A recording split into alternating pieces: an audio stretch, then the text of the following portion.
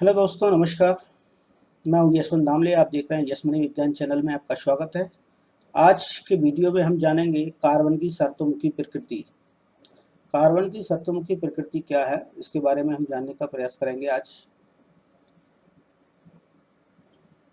तो सबसे पहले कार्बन की शर्तमुखी प्रकृति के अंदर कौन कौन से गुण सम्मिलित है, इनका अध्ययन हम करने जा रहे हैं। तो इनमें सबसे पहले हम देखने का प्रयास करेंगे कार्बन की शर्तमुखी प्रकृति में इसकी कार्बन की बंध बनाने की क्षमता, जिसमें कि श्रृंखलन का गुण पाया जाता है, जिसका एक अच्छा गुण है श्रृंखलन का गुण। इसके बाद कार्बन के श्रृंखलन के गुण के बाद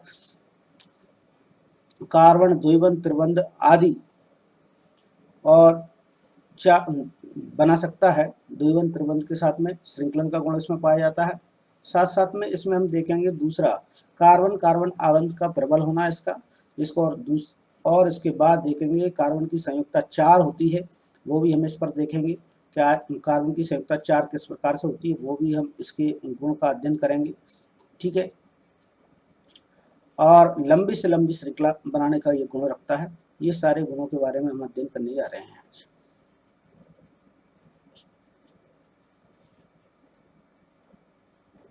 तो चलिए शुरू करते हैं।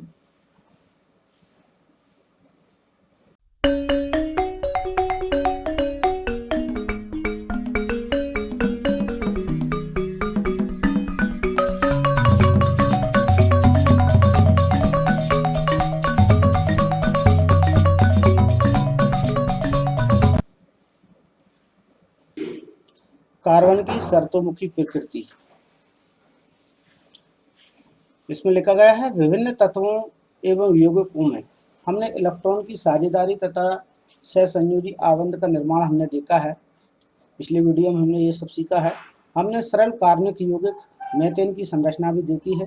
हमने देखी है मीथेन की संरचना किस प्रकार से होती है। अध्याय के प्रारंभ में हमने देखा था कि कितनी वस्तुओं में कार्बन पाया जाता है। वस्तुतः हम स्वयं भी कार्बन के यौगिक से बने हुए हैं। हाल ही में रसायन शास्त्रियों द्वारा सूत्र सहित ज्ञात कार्बन यौगिक की गणना की गई, जो लगभग कई मिलियन में आंकी गई है। मतलब कार्बन के यौगिक सबसे अधिक होते हैं प्रकृति में, ये बताया जा रहा है, और मिलियन में इनकी संख्या आंकी गई है। और अन्य सभी तत्वों के यौगिकों को एक साथ रखने पर भी इनकी संख्या उन सबसे कहीं अधिक होती है। ऐसा क्यों? तो ये गुण इसमें पाया जाता है।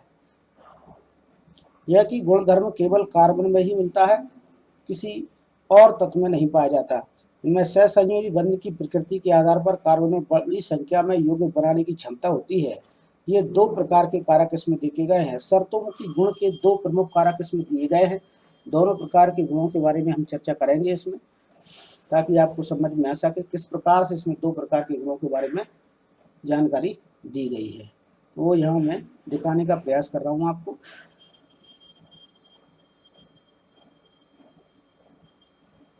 जिसमें कि सबसे पहला गुण आपको ये मिलेगा, नंबर 1 पर दिया गया है, कार्बन में कार्बन के ही अन्य परमाणु के साथ आबंध बनाने की अद्वितीय प्रकृति की क्षमता होती है, जिससे सबसे बड़ी संख्या में अणु बनते हैं। इस गुण को श्रृंखलन का गुण कहते हैं, कैटेनेशन। ठीक, अर्थात कार्बन कार्बन के ही अन्य परमाणु के साथ में बड़ी से बड़ी श्रृंखला बना सकता है, जिसमें कैटेनेशन का गुण पाया जाता है। ठीक, इसे देख लेते हैं हम किस प्रकार से लंबी श्रृंखला बना सकता है कार्बन। कार्बन में श्रृंखला का गुण पाया जाता है। कार्बन लंबी से लंबी श्रृंखला बना सकता है, उसके बारे में हम यहाँ देख रहे हैं किस प्रकार से कार्बन लंबी से लंबी श्रृंखला बनाएगा।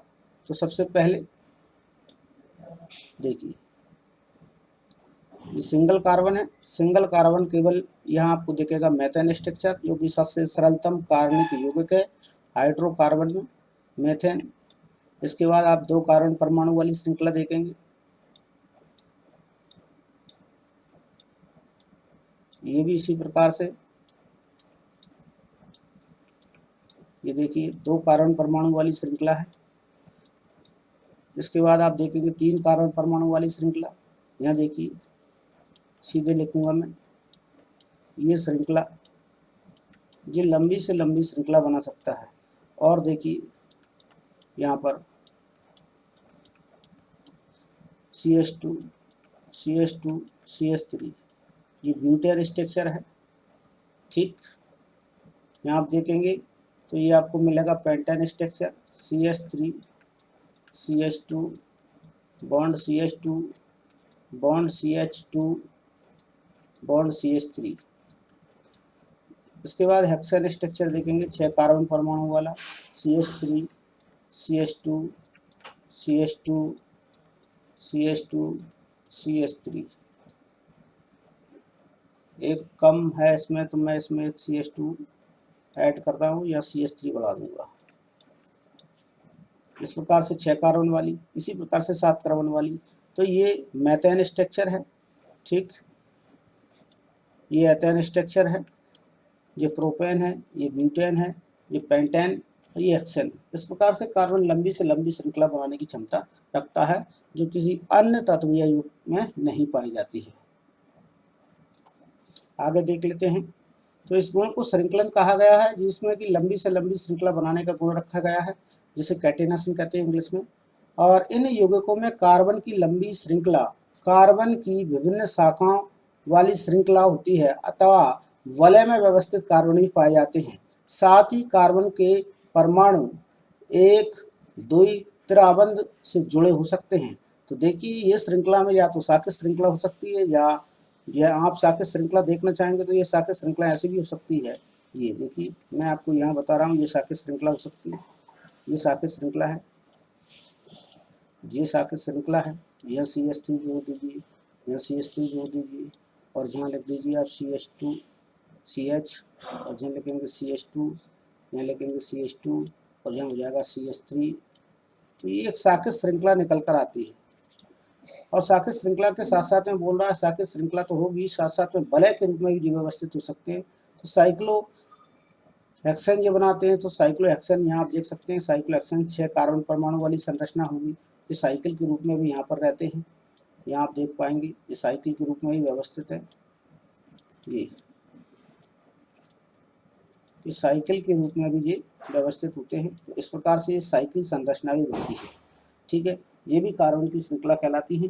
ये सारी की सारी श्रृंखलाएं हैं। साथ साथ में बता रहा है कि यदि द्विबंध वाले यौगिक भी इसमें सम्मिलित होते हैं, तो द्विबंध वाले यौगिक में आपको एल्कीन मिल जाएगा, और त्रिबंध वाले यौगिक शामिल होते हैं तो इसमें आपको प्रोपीन मिल जाएगा, वो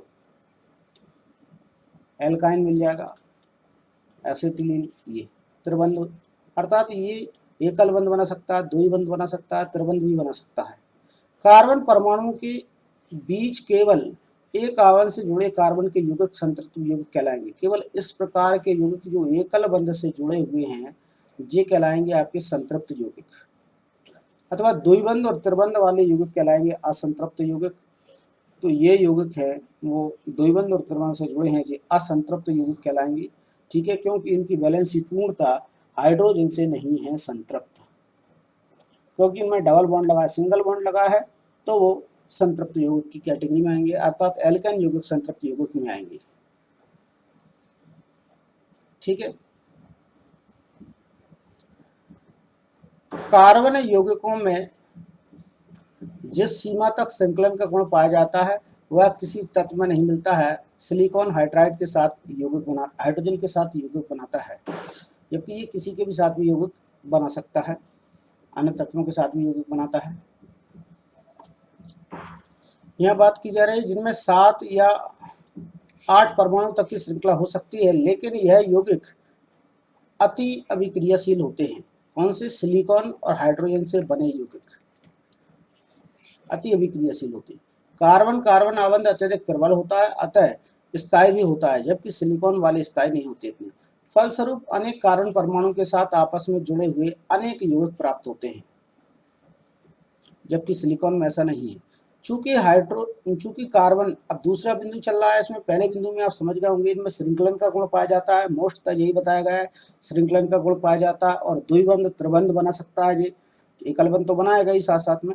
और यदि देखा जाए तो इसमें ये बताया गया है कि साथ साथ में संतृप्त यौगिक क्या कहलाएंगे, एकल बॉन्ड वाले सभी संतृप्त यौगिक हैं, और द्वि और त्रिबंध वाले असंतृप्त यौगिक। चूंकि कार्बन की संयुक्ता 4 होती है, ये हम पहले देख चुके हैं, कार्बन 4 चीजें जुड़ सकता है, 4 हाइड्रोजन से जुड़ जाता है। इस प्रकार से इसमें कार्बन के 4 अन्य परमाणु तथा कुछ अन्य संयुक्त तत्वों के साथ परमाणु के साथ आबंध क्षमता भी होती है। Oxygen, hydrogen, nitrogen, sulphur, chlorine, अनेक अन्य तत्वों के साथ कार्बनिक यौगिक बनाते हैं। फलस्वरूप ऐसे विशेष गुण वाले यौगिक बनते हैं जो अणु में कार्बन के अतिरिक्त उपस्थित तत्व पर निर्भर करते हैं। तो यहाँ पर देखने में बात यही आती है कि कार्बन अन्य तत्वों के साथ भी यौगिक बना लेता है और 4 संयुक्ता इसकी होती है। इसके बाद हम यहाँ देखेंगे नीचे इसमें लिखा गया है अधिकतर अन्य तत्वों के साथ कार्बन द्वारा बनाए गए आबंध अत्यंत प्रबल होते हैं। ध्यान देने वाली बात है, अन्य तत्वों के साथ बनाए गए आबंध अधिक प्रबल होते हैं, जिनके फलस्वरूप ये यौगिक अतिशय रूप में स्थायी हो जाते हैं। ठीक है, कार्बन द्वारा प्रबल आबंधों के निर्माण का एक कारण इसमें छोटा आकार भी है। कार्बन का छोटा आकार होता है, इसके कारण इलेक्ट्रॉन के सहभागी युग्मों को नाभिक की मजबूती से पकड़े रहता है। बड़े परमाणु वाले तत्वों से बने आबंध की तुलना में अत्यंत दुर्बल होते हैं। तो बड़े परमाणु वाले तत्वों से बने आबंध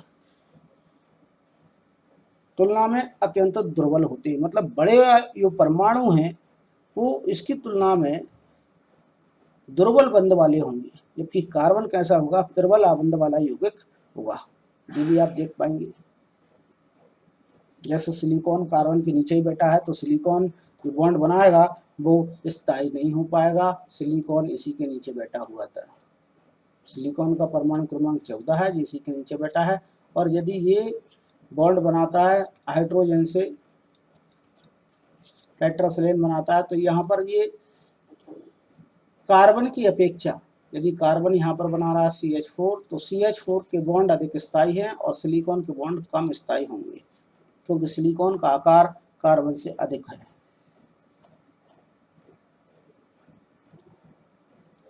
यह भी जानने में देखेंगे आप, कार्बन में पाए जाने वाले 2 विशिष्ट लक्षणों चतुसंयुक्ता और श्रृंखलन से बड़ी संख्या में यौगिक का निर्माण होता है। मतलब 2 विशिष्ट गुण इसमें पाए जाते हैं, एक तो चतुसंयुक्ता 4 संयुक्ता होती है, दूसरा होता है श्रृंखलन का गुण।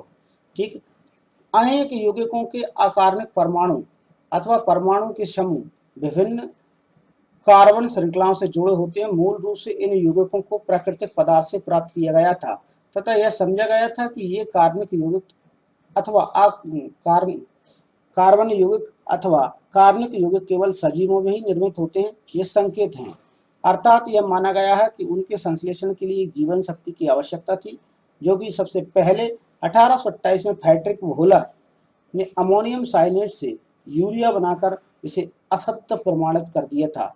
मतलब कि पहले यही जाना जाता था कार्बनिक यौगिक केवल जीवों में ही निर्मित होते हैं, जबकि फ्रेडरिक वोहलर ने सबसे पहले अमोनियम साइनेट से यूरिया का निर्माण कर दिया और ये बता दिया कि कार्बनिक यौगिक जीवों में ही नहीं, बाहर वातावरण में भी निर्मित होते हैं। लेकिन कार्बोनेट, बाइकार्बोनेट, लवण के अतिरिक्त सभी कार्बनिक यौगिक का अध्ययन अभी भी कार्बनिक रसायन के अंतर्गत होता है। 4.2.1 संतृप्त एवं असंतृप्त कार्बनिक यौगिक। इसके साथ साथ ही हम नीचे पढ़ने जा रहे हैं, देख लेते हैं संतृप्त असंतृप्त यौगिक के बारे में लिखा गया है। तो मेथेन की संरचना हम पहले ही समझ चुके हैं, CH4 स्ट्रक्चर देख चुके हैं। मेथेन संरचना में आपको CH4 स्ट्रक्चर में आपको बता चुका हूँ, सहसंयोजी बंध में कार्बन एवं हाइड्रोजन से बनने वाला अन्य यौगिक एथेन है, जिसका सूत्र C2H6 है। सरल कार्बनिक यौगिकों की संरचना प्राप्त करने के लिए सबसे पहले कार्बन के परमाणुओं को एक आबंध के द्वारा आपस में जोड़ा जाता है तथा फिर कार्बन की शेष संयुक्ताओं को संतुष्ट करने के लिए हाइड्रोजन परमाणुओं का उपयोग करते हैं। ये सरल हाइड्रोकार्बन कहलाते हैं। उदाहरण के लिए निम्न चरण को एथेन की संरचना के लिए प्राप्त की सकता है। तो ये संरचना जो प्राप्त करने की बात कर रहा है, तो उसमें यही बताया गया है कि कार्बन को पहले कार्बन से एकल बंध द्वारा जोड़ा जाता है, इसके बाद उसकी अन्य संयोजकताओं को हाइड्रोजन से संतुष्ट किया जाता है। ये आप देख लीजिए, पहले चरण में सबसे पहले उसने लिखा है आपके सामने कि कार्बन बनाया गया है, फिर दूसरा कार्बन परमाणु बनाया गया है, इसमें इस एकल बंध लगाया गया है। इसके बाद उसकी नेक्स्ट स्ट्रक्चर इसमें आई है, वो आपको दिखा। देखिए लिखा है, इसके बाद जैसे कि हम देख चुके थे कि कार्बन से एकल बंध के द्वारा जुड़ गया। इसके बाद बोला प्रत्येक कार्बन परमाणु पर 3 संयुक्ताएं असंतुष्ट रह जाती हैं, मतलब चतुसंयुग होता है तो 3 संयुक्ताएं असंतुष्ट रह जाती हैं, 2 3, ये हो जाएगा 2 और ये 3 असंतुष्ट रह जाती हैं, जिससे मैं नीचे बना रहा हूँ यहाँ पर कार्बन कार्बन के साथ में बॉन्ड हो गया। फिर इसके बाद ये तीनों संयुक्ताएं जो कि असंतुष्ट रह गई हैं, इन्हें संतुष्ट करना है। अतः प्रत्येक आबंध 3 हाइड्रोजन परमाणु के साथ किया जाता है। तो यहाँ पर 3 कार्बन पर हम हाइड्रोजन लगा देंगे, शेष जितनी भी संयुक्ताएं हैं सब पर हम हाइड्रोजन लगा देंगे, जो कि तीनों संयुक्ताएं इसकी हाइड्रोजन से पूर्ण हो जाती है। इस प्रकार से एक स्ट्रक्चर बनता है CH3 बॉन्ड CH3, जिसका नाम हुआ एथेन। और यहाँ पर आप इसे देख पाएंगे CH3 बॉन्ड CH3, आप इसे भी इसे लिख सकते हो। जिस संरचना एथेन की संरचना आपको यहाँ बताई गई है, यो भी आपको यहाँ दिखाई दे रही होगी, वो एथेन संरचना आप यहाँ देख सकते हैं।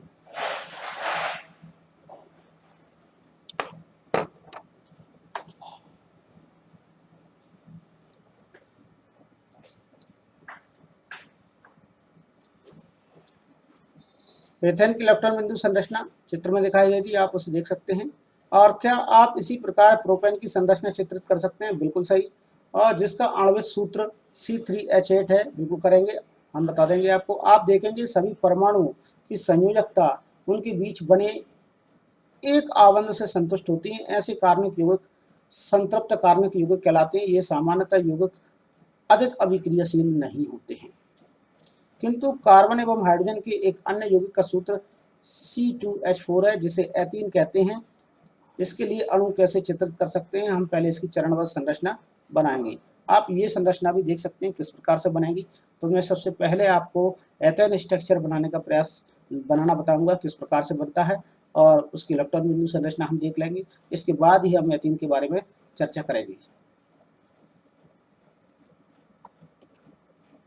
आपके सामने यहाँ पर 2 कार्बन के वाह्यतम कक्षा स्ट्रक्चर मैंने लिए हैं, वो आपको दिखाई दे रहे होंगे। 2 कार्बन के वाह्यतम कक्षा स्ट्रक्चर यहाँ पर मैं इनमें शो कर रहा हूँ। एक एक इलेक्ट्रॉन होगा, ये एक एक इलेक्ट्रॉन इनका है, ठीक। इन्हें मैं डिफरेंट कलर से बनाने की कोशिश करूँ। अगले इलेक्ट्रॉन को यहाँ देखिए, हाइड्रोजन के इलेक्ट्रॉन अलग कलर से बना दूंगा मैं। और यहाँ पर आप देखेंगे ये 4 इलेक्ट्रॉन इस कार्बन के हो गए हैं। इसी प्रकार से ये 4 इलेक्ट्रॉन इस कार्बन के भी हो चुके हैं। ये कार्बन की वाह्यतम कक्षा है, और वाह्यतम कक्षाओं को इसे सहभाजन यहाँ पर होता है।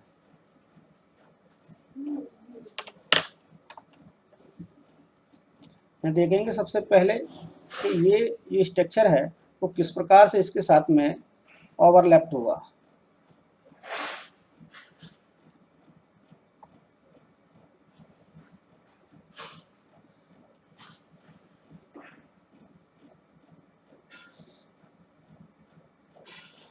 इलेक्ट्रॉन नहीं आ पा रहा है तो मैं इलेक्ट्रॉन लेने के लिए एक प्रक्रिया अपनाता हूँ। कार्बन के स्ट्रक्चर की कॉपी, यहाँ आप देख पा रहे होंगे दोनों कार्बन परमाणु आपस में एक दूसरे से एकल इलेक्ट्रॉन का सहभाजन कर चुके हैं, वो आपस में बॉन्ड बना चुके हैं।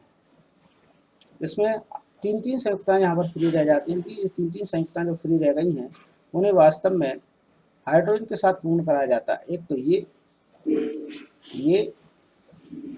और ये जिनको मैंने रेड डॉट लगाए, वो 3 संयुक्ताएं फ्री रह गई है, वो वास्तव में हाइड्रोजन के साथ में पूरी हो पाती हैं, वो यहाँ पर हम देखेंगे।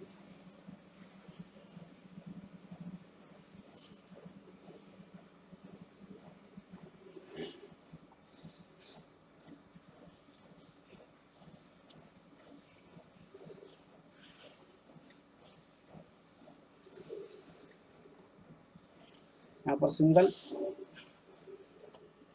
हाइड्रोजन बन लिया है, दूसरा, तीसरा, चौथा, पांचवा, छठा। इस प्रकार को मैं 6 कार्बनों पर इसे व्यवस्थित कर दूंगा। यहाँ आप देख पाएंगे 6 हाइड्रोजन यहाँ पर हो चुके हैं, और 3-3 इलेक्ट्रॉन के साथ में इसे साझा कर चुके हैं। ये एक हाइड्रोजन का इलेक्ट्रॉन है, ये रेड ब्लैक डॉट से बना जा रहा है। यहाँ पर मैं यहाँ लिख भी देता हूँ, ये हाइड्रोजन है,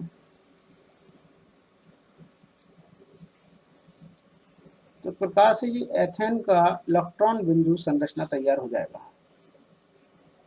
और यहाँ पर देख पाएंगे कि कार्बन कार्बन के बीच में यहाँ पर एकल बंध लगा हुआ है। ठीक, एक हाइड्रोजन इधर जुड़ा हुआ है, दूसरा हाइड्रोजन नीचे है, तीसरा हाइड्रोजन ऊपर की साइड पर है, और दूसरे कार्बन पर एक हाइड्रोजन साइड में और दूसरा डाउन साइड में और तीसरा अप साइड में लगा हुआ है। इस प्रकार से एक स्ट्रक्चर तैयार हो जाएगा एथेन का, एथेन की संरचना तैयार हो जाएगी,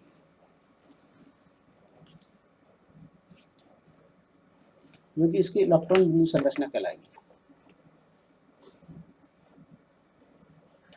अगली वीडियो में हम देखने का प्रयास करेंगे अगला एथेन का स्ट्रक्चर, और आपको प्रोपेन स्ट्रक्चर भी बताऊंगा इसमें किस प्रकार से बनता है।